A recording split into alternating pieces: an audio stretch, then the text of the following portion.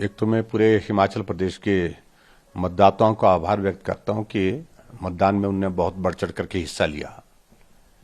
और दूसरी बात मैं ये भी कहना चाहूंगा कि पूर्ण रूप से हमारी कैंपेन हिमाचल प्रदेश में चुनाव की शांतिपूर्ण ढंग से संपन्न हुई और उसके साथ साथ में मतदान भी पूरी शांति के साथ संपन्न हुआ।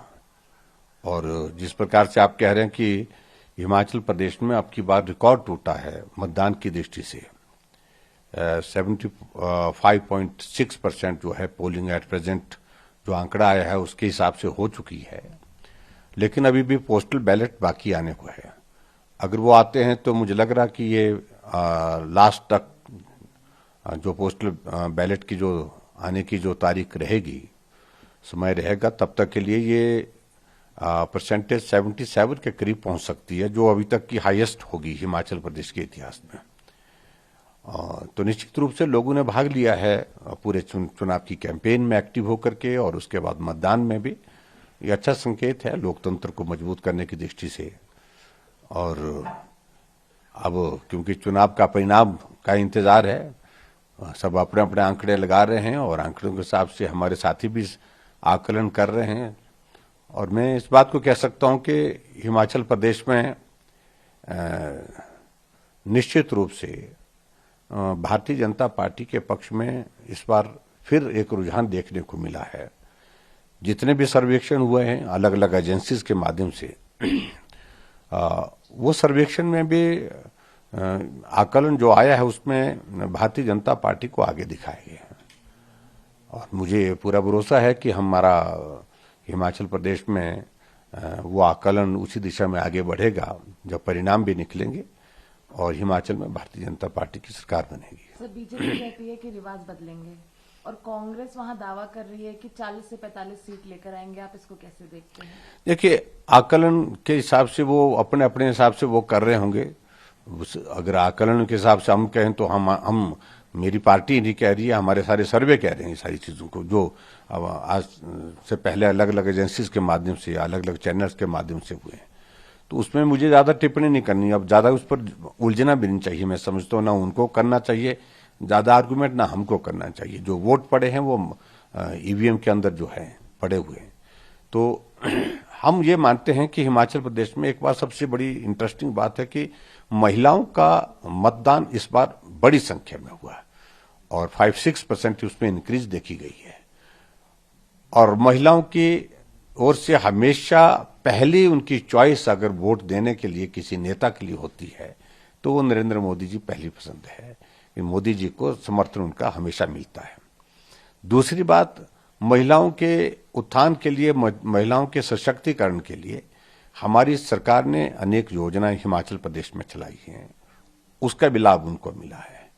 और अभी जो हमने अपना जो कमिटमेंट 11 कमिटमेंट्स जो अभी जो चुनाव के वक्त हमने अपना जो घोषणा पत्र जो हमने जारी किया है, तो उसमें हमने 11 कमिटमेंट्स महिलाओं के लिए जो की है, विशेष तौर से की है, उसमें वो बहुत बड़ा इम्पैक्ट हो गया। 33% रिजर्वेशन और स्टडीज में महिलाओं को प्राथमिकता देना, तो ये अपने आप में एक बहुत बड़ा कदम है। मुझे लगता है कि इसका भी असर होगा। और उसके साथ साथ में बीपीएल परिवार की महिलाओं के लिए, जो गरीबी रेखा से नीचे उन महिलाओं के लिए अलग अलग योजनाओं के माध्यम, जैसे हमने कहा कि जो हमारी हिमाचल प्रदेश में गृहिणी सुविधा योजना है, उस योजना के अंतर्गत ऐसे गरीब परिवारों के लिए 3 सिलेंडर गैस के देंगे। शगुन योजना के अंतर्गत हमने कहा कि हम 31,000 देते हैं, 31,000 के बाद उसमें और इजाफा करेंगे, बढ़ोतरी करेंगे, 51,000 देंगे। बेटियों के लिए पढ़ाई के लिए जहां साइकिल व्यवहारिक रूप से संभव है देना, जहां मांग भी आएगी तो साइकिल देंगे, जो हमारे सीनियर सेकेंडरी स्कूल से नीचे की बच्चियां हैं।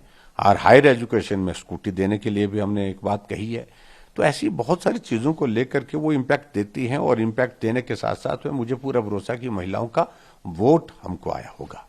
और ऐसे में मैं समझता हूं कि निश्चित रूप से हिमाचल प्रदेश में जो टक्कर हमारी और कांग्रेस पार्टी की है, तो काफी करीब की। ऐसा हम बोल रहे हैं कि हम एक साइड एक तरफा जीतेंगे, ऐसा ना हम कहने की स्थिति में, ना वो कहने की स्थिति में। उनको इस बात को समझना पड़ेगा।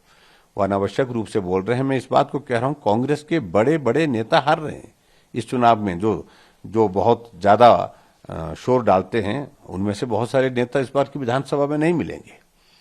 तो मैं सिर्फ इतने कहना चाह रहा हूं कि परिणाम का इंतजार करना चाहिए, इससे कुछ ज्यादा बोलने की सर, आवश्यकता एक है। आखिरी सवाल, क्या बीजेपी के जो रिबेल लीडर्स हैं, जो इंडिपेंडेंट लड़ रहे हैं, क्या वो किसी तरीके से बीजेपी को हानि पहुंचा सकते हैं, पहुंचा रहे हैं?